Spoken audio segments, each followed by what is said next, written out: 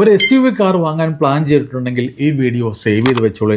ഒരു പക്ഷേ നിങ്ങൾക്ക് ഒരു 10 ലക്ഷം രൂപയുടെ വരെ ലാഭമുണ്ടായേക്കാം. ഞാൻ ഈ പറഞ്ഞു വരുന്നത് കയ്യിൽ ക്യാഷുമായി SUV കാർ വാങ്ങാൻ പോകുന്ന വ്യക്തിയെ പറ്റിയാണ്. ആദ്യം അദ്ദേഹം തീരുമാനിച്ചു 20 ലക്ഷം രൂപ മുഴുവനായി കൊടുത്ത് കാർ വാങ്ങാമെന്ന്. പിന്നീട് അദ്ദേഹം തീരുമാനിക്കുന്നു 20 ലക്ഷം രൂപ ഞാൻ മാറ്റിവെക്കുന്നു, ലോൺ എടുക്കാമെന്ന്. ഇത് തമ്മിലുള്ള വ്യത്യാസം നമുക്കൊന്ന് പരിശോധിക്കാം. 20 ലക്ഷം രൂപ ലോൺ എടുക്കുന്നു. Principal amount 20 lakhs. EMI വരുന്നത് 41,900 rupees. Duration 5 years. അങ്ങനെയാണെങ്കിൽ അടുത്ത 5 വർഷം കൊണ്ട് അദ്ദേഹത്തിന് റിട്ടേൺ നൽകേണ്ടി വരുന്ന തുക 24,90,000 rupees ആയിരിക്കും. അദ്ദേഹത്തിന്റെ കയ്യിലുണ്ടായിരുന്ന തുക അദ്ദേഹം ഇൻവെസ്റ്റ് ചെയ്യാൻ തീരുമാനിക്കുന്നു. നമുക്ക് 2 ഓപ്ഷൻസ് നോക്കാം. ഒന്ന് ബാങ്കിലും മറ്റൊന്ന് മ്യൂച്വൽ ഫണ്ടിലും.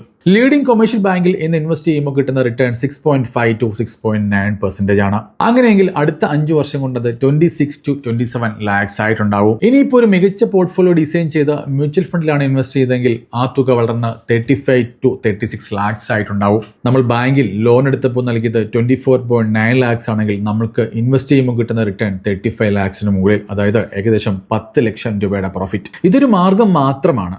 നിങ്ങൾ പലർക്കും മുഴുവൻ തുക കൊടുത്തിട്ട് കാർ വാങ്ങുന്നതായിരിക്കും താല്പര്യം. അങ്ങനെയെങ്കിൽ തീർച്ചയായിട്ടും അങ്ങനെ തന്നെ വാങ്ങുക. അതല്ല, നിങ്ങളുടെ തുക വളരാൻ ആഗ്രഹിക്കുന്നുണ്ടെങ്കിലുള്ള മറ്റൊരു മാർഗം മാത്രമാണ് ഞാൻ ഈ വീഡിയോയിലൂടെ പറയാൻ ഉദ്ദേശിച്ചത്.